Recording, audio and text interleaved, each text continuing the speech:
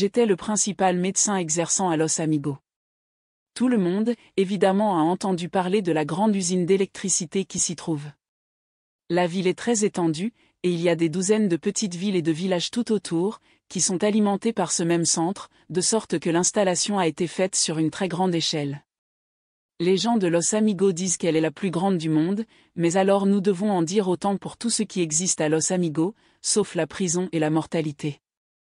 On dit que celles-ci sont les plus petites de la terre entière. Avec une si grande provision d'électricité, on trouva que c'était faire un impardonnable gaspillage de chanvre que d'exécuter à la mode d'autrefois. On apprit alors les électrocutions employées dans l'Est pour nettoyer la terre de malfaiteurs avérés, et on sut, qu'après tout, le résultat n'était pas aussi instantané qu'on l'avait espéré.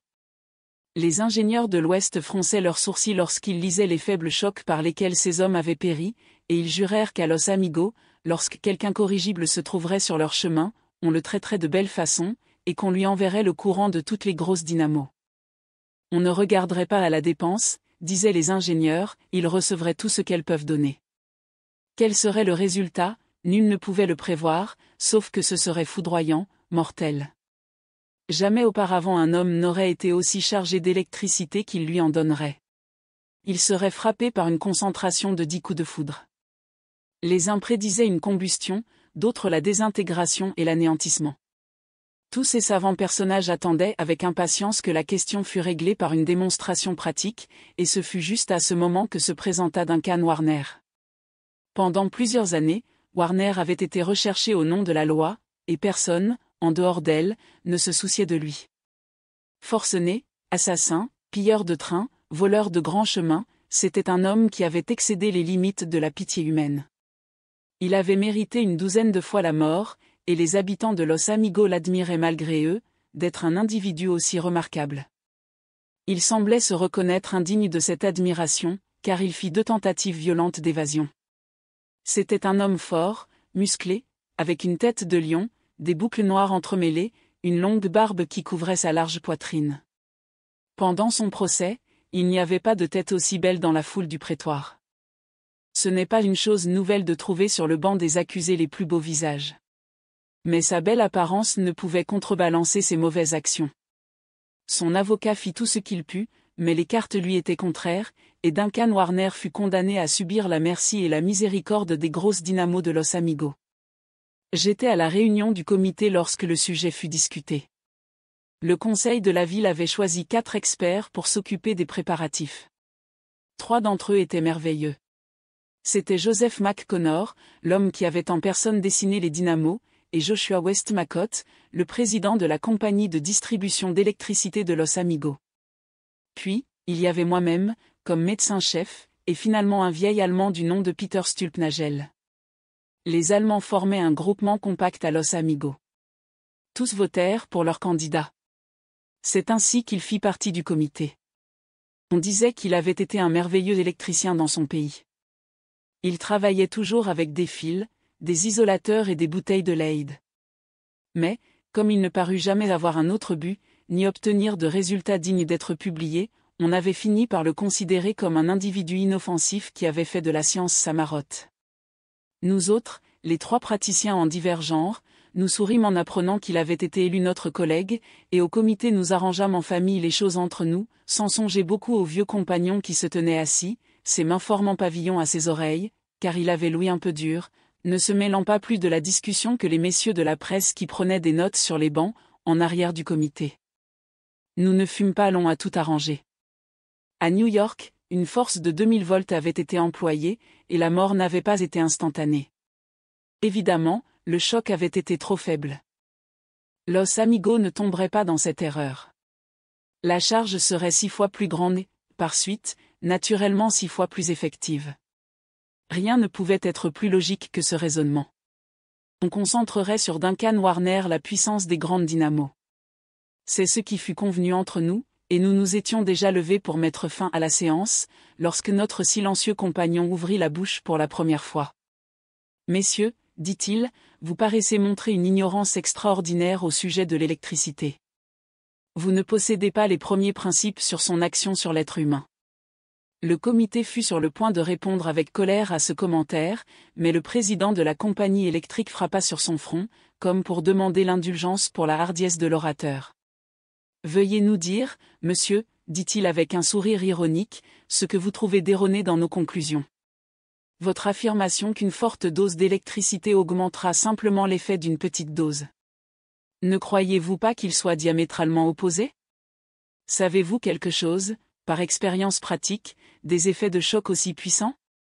Nous le savons par analogie, dit pompeusement le président. Toutes les drogues augmentent leur effet quand on en augmenta la dose. Par exemple. Le whisky, dit Joseph McConnor. Justement, le whisky, vous voyez.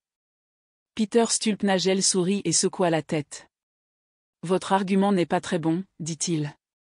Quand j'avais l'habitude de prendre du whisky, je trouvais d'ordinaire qu'un verre m'excitait, mais que 6 me faisait dormir, ce qui est juste le contraire. Maintenant, supposez que l'électricité agisse juste en sens contraire, qu'arrivera-t-il alors?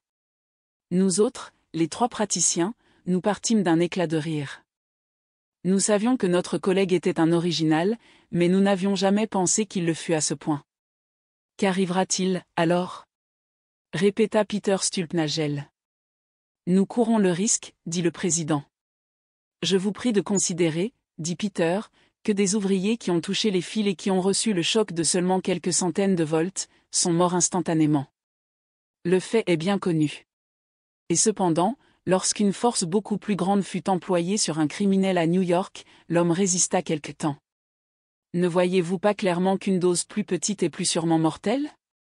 Je pense, messieurs, que cette discussion a assez duré, dit le président en se levant de nouveau. La question a déjà été réglée par la majorité du comité, et Duncan Warner sera électrocuté mardi, en mettant en jeu toutes les puissances des dynamos de Los Amigos. N'est-ce pas cela? D'accord, dit Joseph Connor. D'accord, dis-je.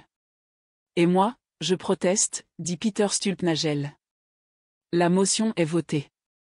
Votre protestation sera dûment portée au procès-verbal, dit le président, et la séance fut levée. À l'électrocution, l'assistance était très réduite. Les 4 membres du comité étaient naturellement présents avec l'exécuteur qui devait opérer sous leurs ordres.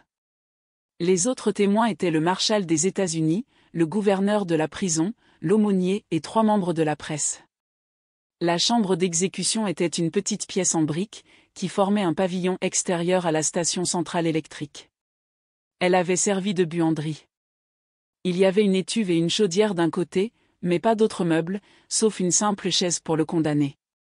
Une plaque de métal pour y reposer ses pieds était placée devant la chaise. Un gros fil isolé y aboutissait. Au-dessus, un autre fil pendait du plafond, on pouvait le joindre avec une petite baguette métallique, qui émergeait d'un bonnet qui devait être placé sur sa tête. Lorsque les 2 pièces seraient reliées, la dernière heure de Warner aurait sonné. Il régnait un silence solennel tandis que nous attendions le prisonnier. Les ingénieurs étaient un peu pâles et maniaient nerveusement les fils. Le marshal lui-même, quoique endurci, était mal à l'aise, car une simple pendaison était une chose, et cette combustion de chair et de sang en était une autre très différente. Quant aux journalistes, leurs figures étaient plus blanches que les feuilles de papier sur lesquelles ils devaient écrire leur compte-rendu. Le seul homme qui ne paraissait pas influencé par ces préparatifs était le petit bonhomme allemand, qui allait de l'un à l'autre, le sourire sur les lèvres et de la malice dans les yeux. Plus d'une fois, même, il laissa entendre un éclat de rire, au point que l'aumônier dut le réprimander sévèrement pour sa légèreté déplacée. Comment pouvez-vous vous oublier à ce point, monsieur Stulpnagel, de plaisanter en présence de la mort? Mais l'Allemand n'était nullement intimidé. Si j'étais en présence de la mort, répliqua-t-il, je ne plaisanterais pas, comme je n'y suis pas, je fais ce que bon me semble. Cette réponse cavalière allait amener un autre reproche plus sévère encore de la part de l'aumônier, lorsque la porte s'ouvrit, et 2 gardiens entrèrent, conduisant Duncan Warner. Il jeta un regard autour de lui, le visage calme, et s'avança résolument. De lui-même, il s'assit sur la chaise. « Lancez votre décharge, dit-il. » Il était barbare de le laisser en suspens. L'aumônier lui murmura quelques mots à l'oreille. L'aide lui plaça le bonnet sur la tête, et alors, tandis que nous retenions notre souffle, le fil et le métal furent amenés en contact. Grand Dieu! Cria Duncan Warner. Il avait bondi sur sa chaise lorsque l'épouvantable secousse parcourut son système nerveux. Mais il n'était pas mort. Au contraire, ses yeux étaient beaucoup plus brillants qu'auparavant. Il n'y avait qu'un changement, mais il était singulier. Le noir de ses cheveux et de sa barbe avait disparu comme une ombre disparaît d'un paysage. Ils étaient devenus blancs comme neige. Et cependant, il n'y avait pas d'autre signe de dépérissement. Sa peau était douce, potelée, luisante comme celle d'un enfant. Le marshal lança un regard de reproche au comité. « Il me semble qu'il y a quelque chose qui ne va pas, messieurs, dit-il. Nous autres, les trois praticiens, nous nous regardâmes. Peter Stulpnagel souriait pensivement. « Je pense qu'une seconde décharge fera l'affaire, dis-je. » On rétablit de nouveau la liaison des fils, et de nouveau, Duncan Warner bondit sur sa chaise et poussa un cri. Certes, si ce n'était qu'il était resté sur sa chaise, aucun de nous n'aurait pu le reconnaître. Ses cheveux et sa barbe avaient été éparpillés en un instant, et la chambre avait l'air d'une boutique de barbier un samedi soir. Le condamné était assis là, ses yeux brillants, sa peau reflétant une santé parfaite, le crâne chauve comme un fromage de Hollande, son menton sans aucune trace d'affaissement. Il commença par remuer un bras, d'abord lentement et avec quelque appréhension, puis avec plus de confiance. « Voilà, dit-il, ce qui va embarrasser la moitié des médecins du versant du Pacifique.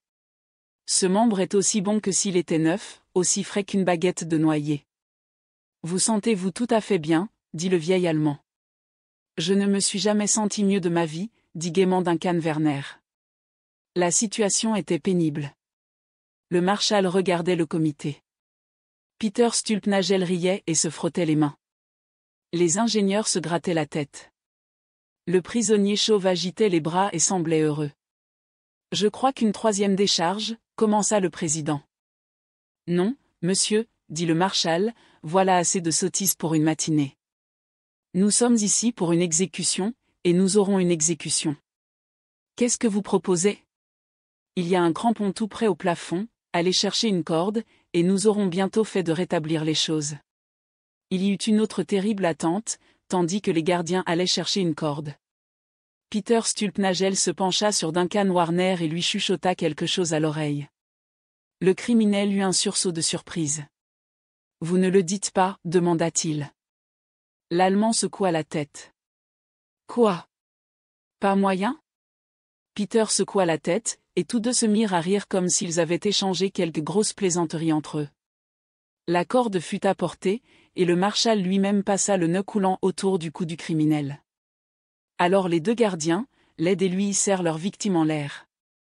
Pendant une demi-heure, il resta suspendu au plafond, affreux spectacle. Alors, dans un silence solennel, on le redescendit, l'un des gardiens sortit pour donner l'ordre d'amener la bière. Mais à notre grande surprise, dès qu'il eut touché terre, Duncan Warner porta ses mains à son cou, défit le nœud et respira longuement, profondément. « La vente marche bien chez Paul Jefferson, » remarqua-t-il. De là-haut, je voyais la foule. Et il montrait le crampon au plafond. « Remontez-le !» cria le marshal, « il faut que nous ayons sa vie, coûte que coûte. » En un instant la victime était remontée au crampon. On le laissa là 1 heure, mais quand il redescendit, il causait très paisiblement. « Le vieux Plinquet va trop au salon d'Arcadie, » dit-il. Il y est entré 3 fois en 1 heure et il a une famille. Le vieux Plinquet ferait bien d'y renoncer. C'était monstrueux et incroyable, mais c'était réel. Il n'y avait pas d'échappatoire. L'homme était là qui causait, alors qu'il aurait dû être mort. Nous restâmes tous à le regarder avec étonnement, mais le marshal n'était pas homme à se laisser démonter si facilement. Il fit ranger tout le monde d'un côté, de manière que le prisonnier restât isolé. « Duncan Warner, dit-il lentement, vous êtes ici pour jouer votre rôle, et je suis ici pour jouer le mien. Votre jeu est de vivre si vous pouvez, et mon jeu est d'exécuter la sentence de la loi. Vous nous avez battus en électricité, je vous donne 1 point. Vous nous avez battus en pendaison, car vous avez l'air de vous en trouver bien. Maintenant, c'est à mon tour de vous battre, car je dois faire mon devoir. » Tout en parlant, il tira un revolver à 6 coups de son habit, et tira toutes les balles à travers le corps du prisonnier. La chambre était si remplie de fumée que nous ne pouvions rien voir, mais quand elle s'éclaircit, le prisonnier était encore là, debout, regardant d'un air mécontent le devant de son habit. « Les vêtements doivent coûter bon marché d'où vous venez, dit-il. Celui-ci m'a coûté 30 $, et voyez-le, transformé en écumoire, maintenant. Les 6 trous sur le devant sont assez désagréables, mais 4 des balles ont traversé de part en part, et le dos doit être dans un bel état. » Le revolver du marshal lui tomba des mains, il laissa retomber ses bras. Il était battu. « Peut-être l'un de vous, messieurs, pourrait me dire ce que cela signifie, dit-il, regardant les membres du comité d'un air découragé. Peter Stulpnagel fit un pas en avant. « Je vais tout vous expliquer, dit-il. Vous avez l'air d'être le seul qui y connaisse quelque chose. Je suis la seule personne qui y connaisse quelque chose. J'aurais voulu prévenir ces messieurs, mais comme ils n'ont pas consenti à m'écouter, je les ai laissés s'instruire par l'expérience. Ce que vous avez fait avec l'électricité, ça a été d'augmenter la vitalité de cet homme au point qu'il défie la mort pour des siècles. Des siècles? Oui, il faudra des centaines d'années pour épuiser l'énorme énergie nerveuse que vous avez versée sur lui. L'électricité, c'est la vie, et vous l'en avez surchargé à l'extrême. Peut-être, dans 50 ans vous pourriez l'exécuter, mais je n'en suis pas très certain. Grand Dieu! Que vais-je en faire? S'écria le malheureux marshal. Peter Stulpnagel haussa les épaules. Il me semble que peu importe ce que vous en ferez maintenant, dit-il. Peut-être pourrions-nous faire pleuvoir sur lui l'électricité de nouveau. Supposez que nous le pendions par les pieds? Non, non, il ne s'agit pas de cela. Bien, bien, de toute façon, il ne commettra plus de méfaits à Los Amigos maintenant, dit le marshal avec décision. Il ira à la nouvelle prison, la prison l'usera. Au contraire, dit Peter Stulpnagel, je crois qu'il est beaucoup plus probable qu'il usera la prison. C'était un fiasco. Pendant des années, nous n'en avons plus parlé, mais maintenant ce n'est plus un secret, et j'ai pensé qu'il vous serait agréable d'en prendre note sur votre carnet.